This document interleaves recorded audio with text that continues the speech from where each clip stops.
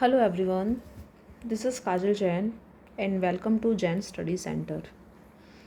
Today we discuss chapter 4 quadratic equation exercise 4.1 question number 2. ठीक है, question number 2 से पहले क्वेश्चन नंबर 1 करना है और क्वेश्चन नंबर 1 से भी पहले कंसेप्ट की वीडियो देखनी है जिसका लिंक आपको डिस्क्रिप्शन में मिल जाएगा विद डिटेल.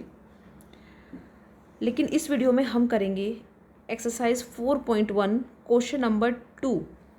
ठीक है, क्वेश्चन नंबर 2 हम करेंगे जिसके कि 2 पार्ट हैं. ठीक है, क्वेश्चन नंबर 2 जिसके 2 पार्ट हैं वो करेंगे. क्वेश्चन नंबर 2 जिसके 4 पार्ट्स हैं. ठीक है, चारों पार्ट हम इस एक वीडियो में कर लेंगे कवर और ये चारों ही पार्ट बहुत इंपॉर्टेंट है, तो बहुत ध्यान से समझना है इसे. देखो chapter 4 second question 4.1 represent the following situation in the form of quadratic equation. हमें 4 अलग अलग सिचुएशंस दी हुई है और हमें उन्हें क्वाड्रेटिक इक्वेशन में सॉल्व करना है, मतलब हमें उनकी क्वाड्रेटिक इक्वेशन बनानी है. लेकिन इस क्वेश्चन के अंदर हम क्वाड्रेटिक इक्वेशन के साथ साथ उनको प्रॉपर सोल्व भी करेंगे. ठीक है, पूरा कंप्लीटली सोल्व करें, क्योंकि एग्जाम में कई बार क्या होता है कि ये क्वेश्चन ज़्यादा मार्क्स का आ जाता है, तो सिर्फ क्वाड्रेटिक इक्वेशन बना के नहीं छोड़ना चाहिए, पूरा क्वेश्चन सोल्व करना चाहिए. बट आपको एनसीईआरटी के अंदर आंसर है जो वो क्वाड्रेटिक इक्वेशन में ही दिया हुआ है, बट हम इसको पूरा सोल्व करेंगे. क्या दिया हुआ है? The area of a rectangular plot is 528 metre square. एक रेक्टेंगुलर प्लॉट है जिसका एरिया है 528 मीटर स्क्वायर. रेक्टेंगुलर कैसा होता है? इस तरीके से होता है जिसकी कि ऑपोजिट साइड सेम होती है ना. ये वाली साइड क्या होती है? उसकी सेम होती है, और इसी तरीके से ये वाली साइड एक दूसरे के सेम होती है. इसको बोलते हैं रेक्टेंगल. इसका हमें एरिया दिया हुआ है 528 metre square. The length of the plot in metre is 1 more than twice its breadth. देखो ये लाइन सबसे इंपॉर्टेंट है. क्या दिया हुआ है हमें कि जो लेंथ है वो क्या है? एक ज़्यादा है ब्रेथ के ट्वाइस से. एक ज़्यादा है, 1 more than twice its breath. ठीक है, लेकिन हमें गिवन कुछ भी नहीं है, लेकिन हमें लेंथ के बारे में बताया हुआ है, तो हम लेट किसको करेंगे? ब्रेथ को, जिसके बारे में हमें कुछ नहीं पता होता. ठीक है, देखो लेंथ तो हमें पता है ना, लेकिन ब्रेथ क्या है हमारे कुछ भी नहीं पता. तो सॉल्यूशन स्टार्ट करते हैं. Let breadth of rectangular plot. हमने लेट किया, जो उसकी लेंथ है वो है x मीटर. अगर लेंथ हमारी ब्रेथ अगर हमारी x है तो लेंथ क्या होगी हमारी? लेंथ ऑफ रेक्टेंगुलर प्लॉट क्या होगी? हमें बोला हुआ है कि लेंथ है वो क्या है? ब्रेथ के ट्वाइस. तो पहले तो ब्रेथ का ट्वाइस करते हैं, 2x. ब्रेथ के ट्वाइस से एक ज़्यादा, 1 more than twice its breadth. Breadth के ट्वाइस से एक ज़्यादा, इसका मतलब ब्रेथ का ट्वाइस और उससे एक ज़्यादा. ये हमें क्या दी हुई है? लेंथ. ठीक है, उसके बाद हमें एरिया क्या दिया हुआ है? Area of rectangular plot. Area हमें गिवन है 528 मीटर स्क्वायर. ठीक है, अब एरिया वैसे होता क्या है? एरिया ऑफ रेक्टेंगल क्या होता है? फॉर्मूला सबको पता होना चाहिए. लेंथ मल्टीप्लाई ब्रेथ, जो हमें कितना दिया हुआ है? 528. लेंथ हमारे पास कितनी है? 2x + 1. और ब्रेथ हमारे पास कितनी है?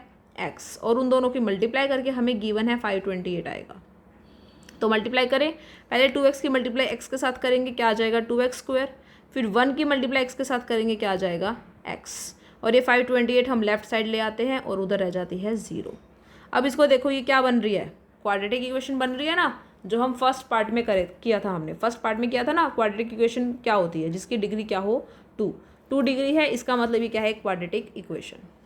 अब हमें इसके अंदर लेंथ और ब्रेथ की वैल्यू चाहिए. लेंथ और ब्रेथ की वैल्यू हमारे पास कब आएगी? जब हमारे पास x की वैल्यू आएगी. अब क्वाड्रेटिक इक्वेशंस को सोल्व कैसे करते हैं? 3 तरीक़ों से इसे सोल्व किया जाता है. ठीक है, तो इसको सोल्व करने का जो तरीका है, तीनों तरीक़ों से आपको कंसेप्ट की वीडियो में बिल्कुल क्लियरली बताया हुआ है.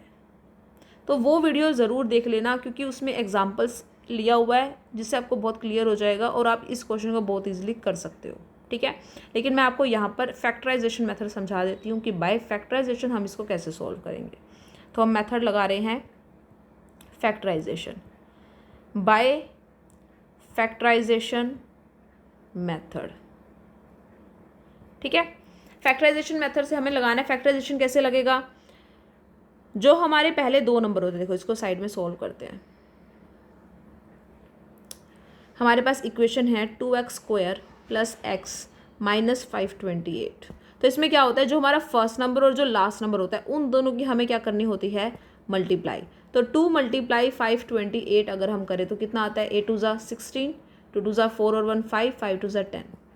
ठीक है, मतलब हमें ऐसे दो नंबर चाहिए जिनकी मल्टीप्लाई करके हमारा आना चाहिए 1056, और उन्हीं दो नंबर की प्लस या माइनस करके हमारा आना चाहिए बीच वाला नंबर, और बीच वाला नंबर हमारा क्या है, प्लस का 1।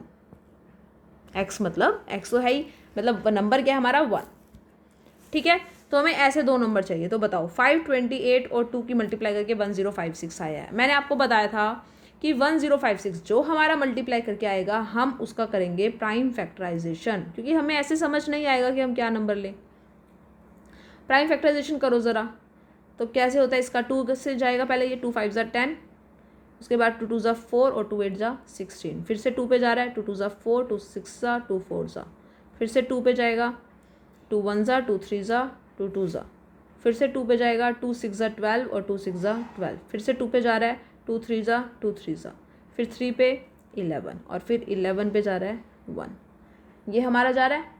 अब देखो ज़रा, अब हम इसको किस तरीके से अरेंज करें कि मल्टीप्लाई करके तो हमारे पास आए 1056 और उनकी प्लस या माइनस करके हमारे पास आए 1। तो देखें, अब एक बार हम क्या करते हैं, 2 2 वालों की मल्टीप्लाई करके देखते हैं। 2 2 ज़ा 4, 4 2 ज़ा 8, 8 2 ज़ा 12 और 12 2 ज़ा 2 2 ज़ा 4, 4 2 ज़ा 8, 8 2 ज़ा 12, 8 2 ज़ा 16, 16 2 ज़ा 32, 32 आ रहा है हमारा सभी 2 की मल्टीप्लाई करके। और नीचे जो है 3 और 11 उनकी मल्टीप्लाई करें तो कितना आता है, 33। अब ध्यान से देखो ज़रा, 32 और 33, 33 में से 32 को माइनस करेंगे क्या आएगा, 1, और 33 और 32 के आप मल्टीप्लाई करोगे आपके पास आएगा 1056 ही आएगा।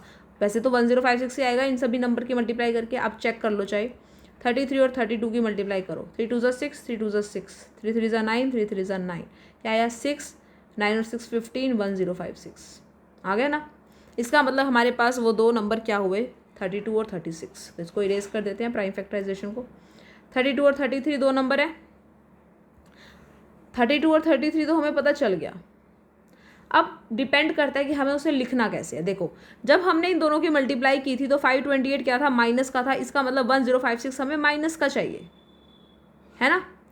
और उसके बाद जो x है वो हमें प्लस का चाहिए। तो 32 और 33 इनको हम x की फॉर्म में लिखेंगे, और हम इनको प्लस और माइनस कैसे लिखें, क्योंकि हमें माइनस करके 1 चाहिए और हमें निशान भी यहाँ पर प्लस का चाहिए क्योंकि x प्लस का है।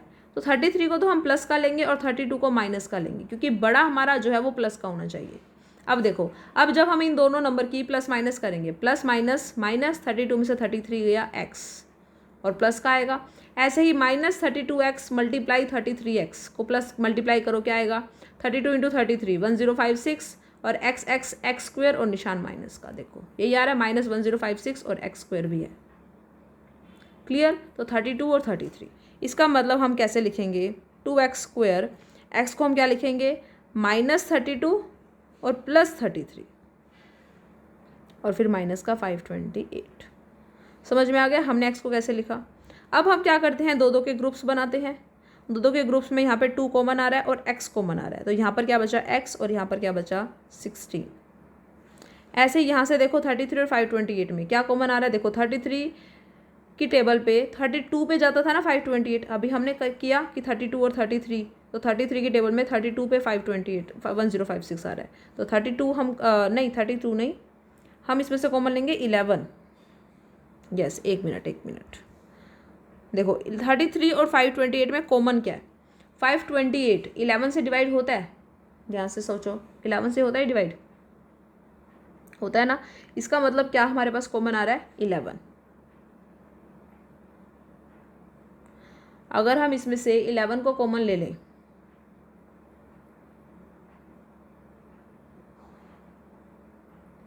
तो यहाँ से क्या बचा 3 और यहाँ से क्या बचा, देखो यहाँ से क्या बचा, सबसे पहले 528 को 11 से डिवाइड करो, 5 11 4 ज़ा 44 जब, तो 12 में से 4 8 और ये आ जाएगा 8। ठीक है, एक बार क्या इतना कर लो। अब देखो, अब ये देखो ज़रा, यहाँ पे x -16 है और यहाँ पे 3x -48 है। ठीक है, बेसिक अगर हम देखें, वैसे तो 33 कॉमन आ रहा है डायरेक्ट, आई नो दैट। अब हम क्या देखते हैं कि 3x और 48 में से भी तो कॉमन है 3, क्योंकि 48 की टेबल में भी तो 3 आ रहा है। तो हम इसको आगे कैसे करेंगे, गलत नहीं है, ये भी हो जाएगा। 11 3 और कॉमन आ रहा है तो 3 फिर से हमने कॉमन निकाल लिया। अब क्या बचा, यहाँ से तो x बचा और 48 को 3 से डिवाइड करेंगे तो क्या आएगा 16। क्लियर। अब ये क्या बन गया 2x x माइनस 16 प्लस 11 3 ज़ा 33 और x माइनस 16। अब x माइनस 16 दोनों में से कॉमन आ रहा है और यहाँ से हमारे पास क्या बच जाता है 2x प्लस 33। दोनों को सेपरेटली हम क्या रखेंगे, 0 के इक्वल रखेंगे। वहाँ से x माइनस 16 को 0 के इक्वल किया और 2x प्लस 33 को भी हमने 0 के इक्वल किया। यहाँ से x की वैल्यू क्या आ जाती है प्लस का 16 और यहाँ से देखो पहले 33 को राइट साइड लेकर जाएंगे माइनस का, फिर 2 को डिवाइड में लेकर जाएंगे तो डिवाइड में 2। अब एक बात बताओ मुझे, कोई भी रेक्टेंगुलर प्लॉट है, क्या उसकी साइड कभी भी माइनस में आ सकती है? नो, साइड तो कभी भी माइनस में नहीं होती। इसका मतलब हम क्या लिखेंगे, ये वाली हमारी वैल्यू नॉट पॉसिबल, ये हमारी पॉसिबल नहीं है। इसका मतलब हमारी x की वैल्यू क्या आ जाती है 16। ठीक है, अगर x की वैल्यू 16 है तो हमारी ब्रेथ क्या होगी और हमारी लेंथ क्या होगी। देखो अब हमारी ब्रेथ क्या होगी, ब्रेथ तो हमारी x ही थी, तो हमारी ब्रेथ क्या हो जाएगी, डायरेक्ट ब्रेथ हमारी हो जाएगी 16 मीटर। और लेंथ कितनी थी हमारी 2x प्लस 1 थी, तो x की वैल्यू क्या है 16, पुट करेंगे 32 प्लस 1 और ये हमारी कितनी आ जाती है 33 मीटर। ठीक है, तो लेंथ है हमारी 33 मीटर और ब्रेथ है हमारी 16 मीटर। अब चलते हैं इसके नेक्स्ट पार्ट पर। सेकंड पार्ट में हमें क्या बोला है, the product of to consecutive positive integer. सबसे पहली चीज़ होती है कंसेक्यूटिव। क्या होता है कंसेक्यूटिव का मतलब होता है कॉन्टिन्यूस। कंसेक्यूटिव का मतलब क्या होता है कॉन्टिन्यूस। तो हमें 2 कंटिन्यूस पॉजिटिव इंटीजर लेने हैं, पॉजिटिव। अब एक बात बताओ, कंसेक्यूटिव मतलब लगातार, इसका मतलब अगर पहला 1 है तो दूसरा क्या होगा 2, फिर क्या होगा 3, फिर क्या होगा 4, इसको बोलते हैं कंसेक्यूटिव। ठीक है, अब एक बात बताओ मुझे, 1 के बाद 2 कैसे आया, जब हमने 1 में 1 प्लस किया तभी आया। उसके बाद 1 के बाद 3 कैसे आया, जब हमने 1 के अंदर क्या पुट किया 2 पुट किया, 1 और 2 को प्लस किया तो 3 आया। फिर 1 के बाद 4 कैसे आया, जब हमने 1 में प्लस किया 3। यही हो रहा है, मतलब पहली जो टर्म है हमारी उसके अंदर हमें 1 2 3 प्लस करने हैं तो हमारे क्या बन जाते हैं कंसेक्यूटिव पॉजिटिव इंटीजर्स बन जाते हैं। तो हम कैसे करेंगे इसको, मान लेते हैं लेट फर्स्ट कंसेक्यूटिव इंटीजर, पहला हमारा पॉजिटिव इंटीजर, चाहे आप डायरेक्ट लिख दो, पहला हमारा इंटीजर क्या होगा, let first positive integer is equal to x। अगर फर्स्ट हमारा x है तो सेकंड क्या होगा, सेकंड क्या होगा x प्लस 1 होगा ना, उसमें 1 प्लस हो जाता है। क्लियर। अब हमें बोला है उनकी प्रोडक्ट, प्रोडक्ट मतलब कि मल्टीप्लाई, प्रोडक्ट जो है उन दोनों नंबर्स की वो है हमारी 306। तो अकॉर्डिंग टू क्वेश्चन हम क्या कर देंगे, दोनों की मल्टीप्लाई, मल्टीप्लाई मतलब x की मल्टीप्लाई कर देंगे x प्लस 1 के साथ, तो हमारा कितना आता है 306। अब x की x के साथ करेंगे x स्क्वायर, x की 1 के साथ करेंगे प्लस का x, और 306 को लेफ्ट साइड ले आओ, माइनस का बन जाएगा 0। ये बन गई हमारी क्वाड्रेटिक इक्वेशन। अब हमें इसको बाय फैक्टराइजेशन मेथड क्या करना है, सॉल्व। तो सॉल्व करते हैं इसको बाय फैक्टराइजेशन। सॉल्व कैसे होगा, ये 306 है तो 306 का करके देखेंगे हम, हमारे पास इक्वेशन है x square plus x minus 306। तो मल्टीप्लाई करके हमारे पास क्या आना चाहिए 306 x स्क्वायर, ये हमारे पास आना चाहिए मल्टीप्लाई करके, और प्लस माइनस करके हमारे पास क्या आना चाहिए x आना चाहिए प्लस का। तो हम क्या करेंगे, जो मल्टीप्लाई करके आता है उसका प्राइम फैक्टराइजेशन, तो 306 का हमने किया प्राइम फैक्टराइजेशन। 2 पे जाएगा पहले 153, अब 153 किस पे जा रहा है 3 पे जा रहा है, 3 5 ज़ा 3 1 ज़ा, फिर 3 पे जा रहा है 17 एंड देन 17 एंड देन 1। ठीक है, अब हमें क्या चाहिए, हमें ऐसे 2 नंबर चाहिए जिनकी प्लस या माइनस करके 1 आना चाहिए। ठीक है, अब एक बार देखो, अगर हम इन तीनों की मल्टीप्लाई कर दें, 3 3 ज़ा 9, 9 2 ज़ा 18, और लास्ट में क्या है हमारा 17, तो 18 में से 17 जब माइनस करेंगे क्या आएगा 1, और 18 और 17 की मल्टीप्लाई करके तो 306 आएगा ही। आ रहा है समझ में, तो 18 और 17 हमारे वो नंबर है। अब बात आती है प्लस माइनस की, हमें 306 माइनस का चाहिए और x हमें प्लस का चाहिए। प्लस माइनस करके हमें प्लस चाहिए, इसका मतलब बड़े के आगे प्लस का निशान होना चाहिए।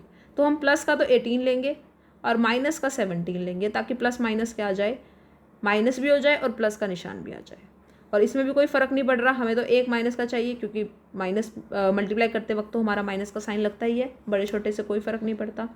तो हमारी क्या फैक्टराइजेशन बन गए, x square plus 18x minus 17x minus 306 is equal to 0। ठीक है, 18 में से 17 माइनस करेंगे तो हमारे पास x आ जाएगा। अब हम क्या करेंगे, दो दो के ग्रुप बनाएंगे। यहाँ से कॉमन क्या आ रहा है, x, यहाँ से x प्लस 18। अब यहाँ से क्या कॉमन आ रहा है, 17, और यहाँ पर भी x प्लस 18, क्योंकि माइनस हमने बाहर ले लिया ना तो अंदर प्लस रह जाता है। अब देखो x प्लस 18 हमारा सेम कॉमन ले लिया, और यहाँ से बचा x माइनस 17। अब हम क्या करेंगे, इनको सेपरेटली 0 के इक्वल करेंगे। यहाँ से x की वैल्यू क्या आ जाती है, माइनस का 18, और यहाँ से x की वैल्यू क्या आ जाती है, प्लस का 17। अब एक बात देखो, हमें बोला हुआ था कि जो वो इंटीजर है वो पॉजिटिव है। अगर वो पॉजिटिव है तो नेगेटिव तो वो हो ही नहीं सकता, तो ये तो क्या हो जाएगा हमारा नॉट पॉसिबल। इसका मतलब हमारी जो x की वैल्यू है वो हमारी क्या आई, x इज इक्वल टू 17। ठीक है, तो इसका मतलब अगर x की वैल्यू 17 है तो हमारा फर्स्ट इंटीजर क्या होगा, 17, और हमारे पास सेकेंड इंटीजर क्या आएगा, 17 प्लस 1 18। क्लियर। अब चलते हैं इसके थर्ड पार्ट की तरफ। थर्ड पार्ट हमारा क्या है, Rohan's mother is 26 year older than him. हमें बोला हुआ है कि जो रोहन की मदर है वो उससे 26 ईयर बड़ी है। तो मान लेते हैं कि रोहन की एज x है। लेट एज ऑफ रोहन, अगर रोहन की एज x ईयर्स है तो रोहन की मदर की एज क्या होगी, बताओ। हमें क्या बोला हुआ है कि जो रोहन की मदर है वो 26 ईयर ओल्डर है। अगर रोहन x ईयर्स का है तो रोहन की मदर क्या हुई, x प्लस 26। सिंपल। आगे क्या लिखा हुआ है, द प्रोडक्ट, प्रोडक्ट मतलब multiply, the product of their ages, इन दोनों के एजेस का हमें क्या करना है, प्रोडक्ट। लेकिन कैसे करना है, 3 years from now, from now मतलब 3 साल बाद, इन दोनों की एजेस जो 3 साल बाद होगी उन एजेस का प्रोडक्ट हमारा क्या आएगा, 360। तो सबसे पहले तो 3 साल बाद की एज निकालते हैं। आफ्टर 3 ईयर्स, 3 साल के बाद देखो, अगर मान लो आज आप 12 ईयर्स के हो तो 3 साल बाद आप कितने ईयर्स के होंगे, प्लस करोगे ना 3, मतलब 15 हो गए। इसका मतलब आफ्टर के जब भी निकालें तो हम क्या करते हैं, प्लस। ठीक है, तो कर देते हैं प्लस। 3 साल बाद after 3 years age of Rohan, Rohan की एज क्या हो जाएगी, x प्लस 3। और ऐसे ही age of Rohan mother, Rohan की मदर की एज क्या हो जाएगी, x प्लस 26 तो उनकी पहले से थी, 3 साल बाद 3 साल और ऐड हो जाएंगे, इसका मतलब x प्लस 29। अब जो इन एजेस का प्रोडक्ट है, मतलब जो अब हमारे पास एज आई है x प्लस 3 और x प्लस 29, इन दोनों की मल्टीप्लाई करके हमारा आ रहा है 360। ये हमें दिया हुआ है, तो करें इनकी मल्टीप्लाई। पहले x की मल्टीप्लाई करते हैं x के साथ x स्क्वायर, फिर x की मल्टीप्लाई 29 के साथ 29x, फिर 3 की मल्टीप्लाई x के साथ करेंगे 3x, और फिर 3 की मल्टीप्लाई 29 के साथ करेंगे तो क्या आएगा, 9 3 ज़ा 27, 3 6 और 2 8। ये हो गया। अब इसको थोड़ा सिंपल कर लेते हैं। 29 और 3 कितना होता है, 32। यहाँ पे प्लस 87, 360 यहाँ पर आके हो जाएगा माइनस का, प्लस माइनस माइनस। 360 में से अगर हम 87 को माइनस करेंगे तो कितना आ जाएगा, 306। अब इसको क्या करेंगे, बाय फैक्टराइजेशन मेथड से सॉल्व करना है। तो फैक्टराइजेशन से सॉल्व करने के लिए हम क्या करेंगे, सबसे पहले इक्वेशन लिखते हैं, x square plus 32x minus 306। ये रफ काम है। इन दोनों की मल्टीप्लाई किया तो क्या आया, 306x स्क्वायर। इसका मतलब हमें मल्टीप्लाई करके क्या चाहिए, माइनस का 306x स्क्वायर, क्योंकि 306 माइनस का है। प्लस माइनस करके हमें क्या चाहिए, प्लस माइनस करके हमें चाहिए प्लस का 32x। तो ढूंढे ऐसे दो नंबर, 306 का करें प्राइम फैक्टराइजेशन। पहले 2 पे जाएगा 153, ठीक है। उसके बाद ये तो हमने पीछे किया था ना, फिर 3 पे जाएगा 51, फिर से 3 पे 17 17 1, अब इनको कैसे अरेंज करें, क्योंकि हमें प्लस करके 32 भी चाहिए। अब ज़रा इनको देखो, अगर हम इन तीनों की मल्टीप्लाई कर दें, 3 3 ज़ा 9 और 9 2 ज़ा 18, 18 और 17 प्लस करें तो कितना आता है? नहीं, ये तो नहीं बन रहा। ठीक है, कुछ और सोचो, कुछ और क्या बनता है इसके अंदर।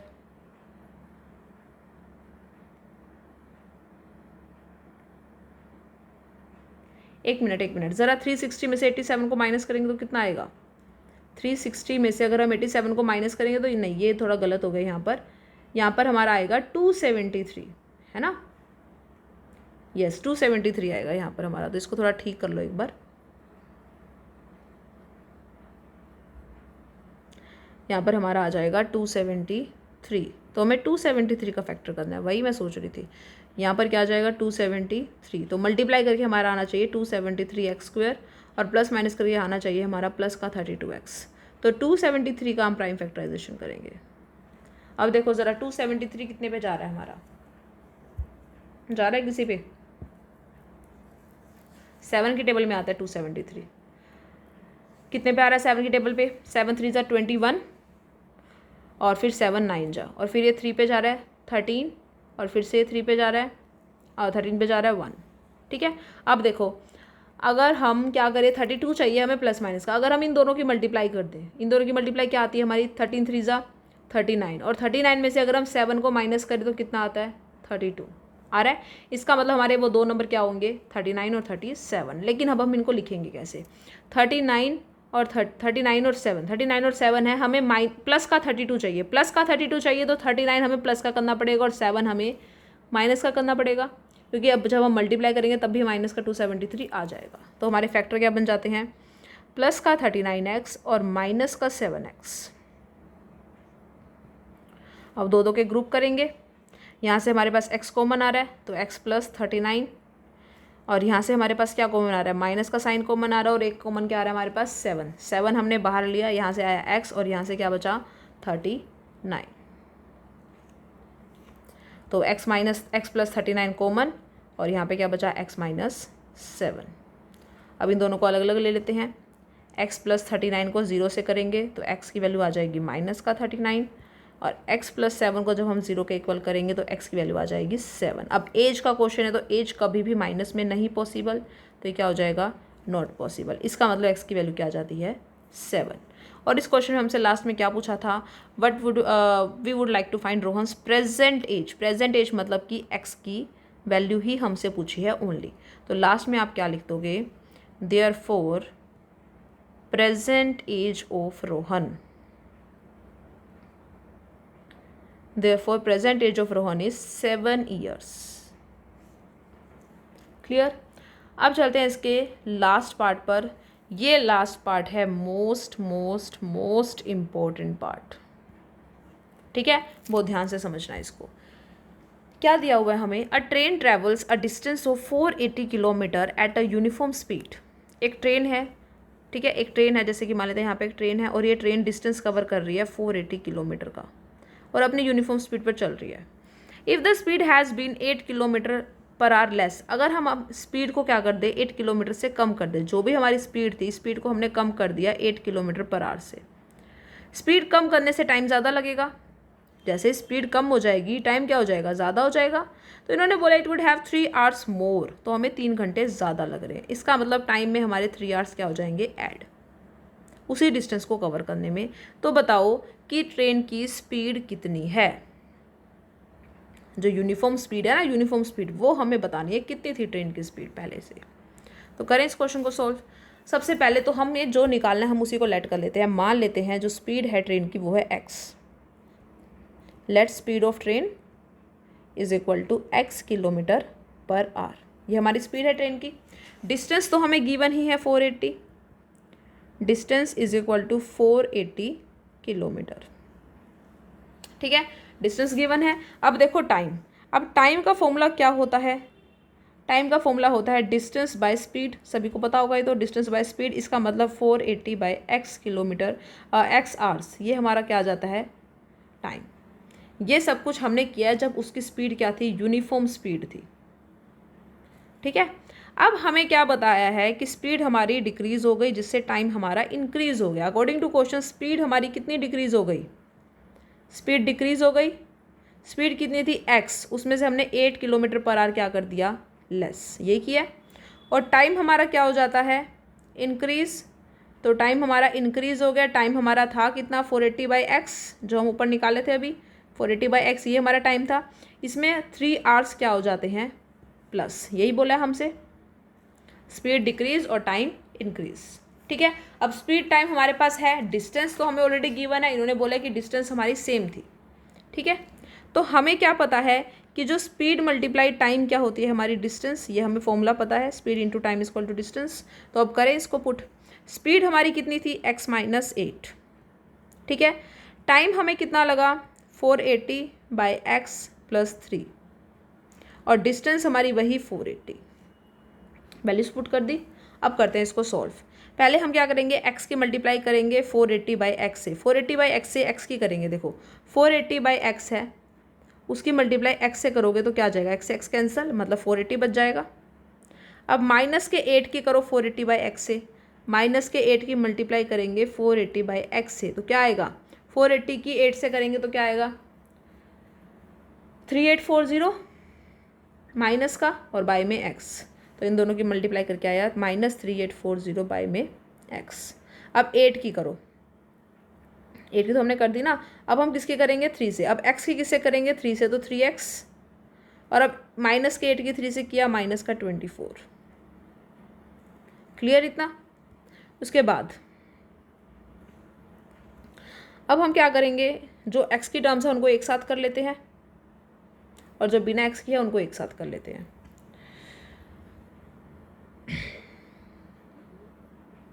अब यहाँ पे 3x है और ये x वाला है, इनको इकट्ठा कर लेते हैं। 480 को भी इधर ले आते हैं। 3x - 3840/x -24 प्लस का 480, और ये वाला 480 प्लस का है, इधर जाके माइनस का 480 इज इक्वल टू 0। क्लियर? सिर्फ इन चीज़ों को अरेंज किया है। अब प्लस का 480 माइनस का 480 कैंसिल। अब यहाँ पे देखो ज़रा, यहाँ पे बाय में x है, पहले हमें इसको बाय के x को काटना पड़ेगा। तो हम क्या करते हैं? एलसीएम ले लेते हैं। यहाँ पे 1 लगा सकते हैं और यहाँ भी 1 लगा सकते हैं। एलसीएम लेते हैं, x एलसीएम आ जाएगा।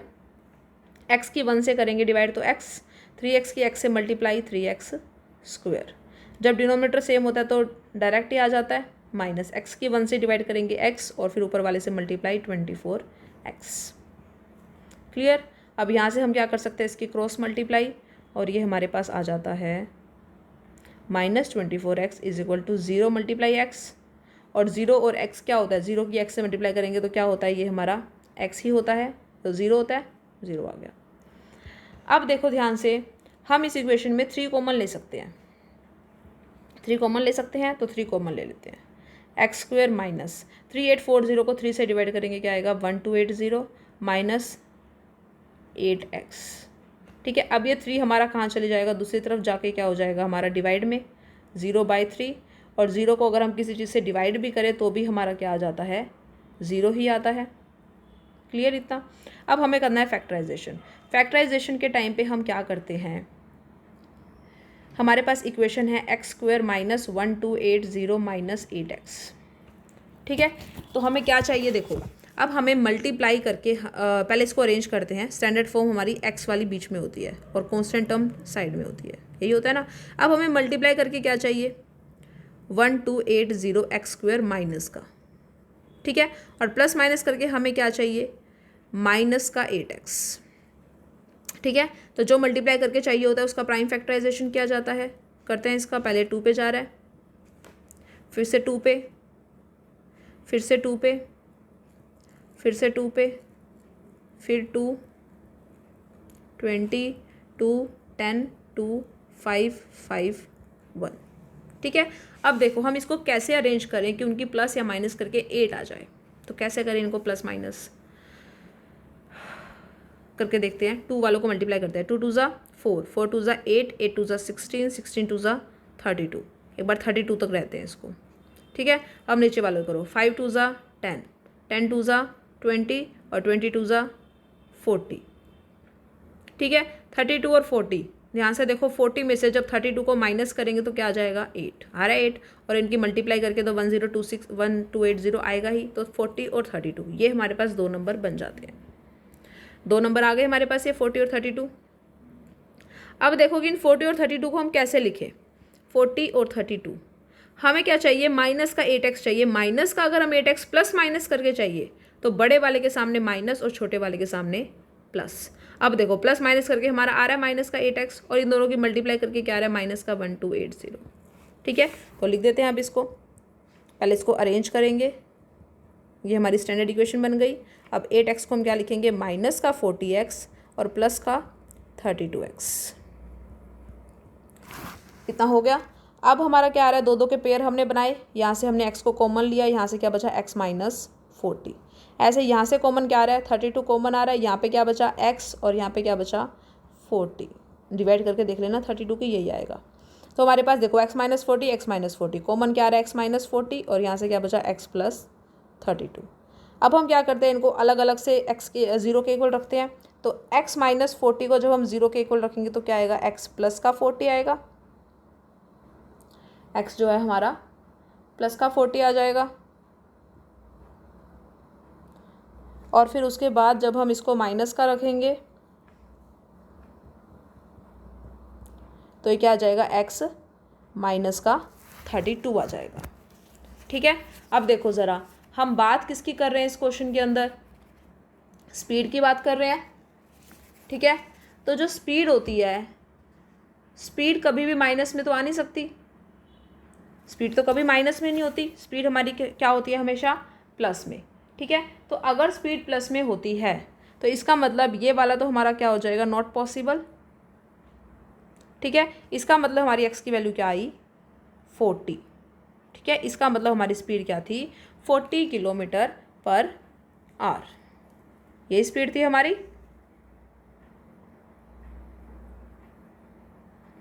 तो हम क्या लिखेंगे लास्ट में, हमारा आंसर क्या हो जाएगा, देखो यहाँ पे ये हमारी स्पीड थी ना x किलोमीटर पर आवर, तो हमारा लास्ट में आंसर क्या आ जाएगा, so speed of train, train की स्पीड क्या बनती है हमारी 40 किलोमीटर पर आवर। समझ में आ गया, क्वेश्चन इंपॉर्टेंट था, इसको ध्यान से देख लेना। दोबारा फिर बता देती हूँ, हमें स्पीड निकालनी थी, हमने स्पीड को पहले लेट किया, डिस्टेंस हमारी 480 है तो टाइम हमारा हो गया 480/x।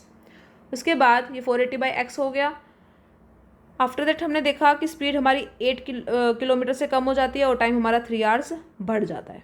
ठीक है, जिससे स्पीड मल्टीप्लाई टाइम हमारा होता है डिस्टेंस। उसके बाद स्पीड और टाइम की मल्टीप्लाई किया जो कि हमारा डिस्टेंस है, हमने उसको सॉल्व किया। x को 480/x से किया 480, x को 3 से किया 3x, फिर 8 को 480/x से किया माइनस का आ जाएगा और माइनस के 8 को प्लस के 3 से किया माइनस का 24। फिर इनको हमने अरेंज किया, अरेंज करके हमारा जो है जो एक कट जाता है, उसके बाद हमारे पास आ जाता है 3x² माइनस 3840 माइनस 24x। ठीक है, 24x फिर हमने कॉमन लिया वहाँ से, हमने इसको अरेंज किया, अरेंज करके हमारे पास ये एक इक्वेशन बन जाती है। इसको हमने क्या फैक्टराइज करके हमें पता चला कि माइनस का 40 और प्लस का 32 आ रहा है। हमने फिर उसको सॉल्व किया, माइनस के 40 और प्लस के 32 को सॉल्व करके हमारे पास 2 वैल्यू आ जाती है, एक प्लस का 40 एक माइनस का 32। माइनस का पॉसिबल नहीं है, प्लस का पॉसिबल है, इसीलिए स्पीड ऑफ ट्रेन क्या है प्लस का 40। और ये क्वेश्चन बहुत इंपॉर्टेंट है, एग्जाम्स में बहुत बार आया हुआ है। तो इसके चारों ही पार्ट इंपॉर्टेंट है, बट 4th पार्ट ज़्यादा इंपॉर्टेंट है। चारों पार्ट को दोबारा से देखेंगे, साथ के साथ इसको कॉपीज़ पे नोट कर लेना। ठीक है, एंड अगर आपको कुछ भी समझ में ना आए तो कमेंट बॉक्स में मुझे कमेंट करके बताओ। And if you like this video then subscribe this channel and please share it as more as possible, ताकि सभी स्टूडेंट्स को हेल्प मिल सके। ठीक है, थैंक यू सो मच।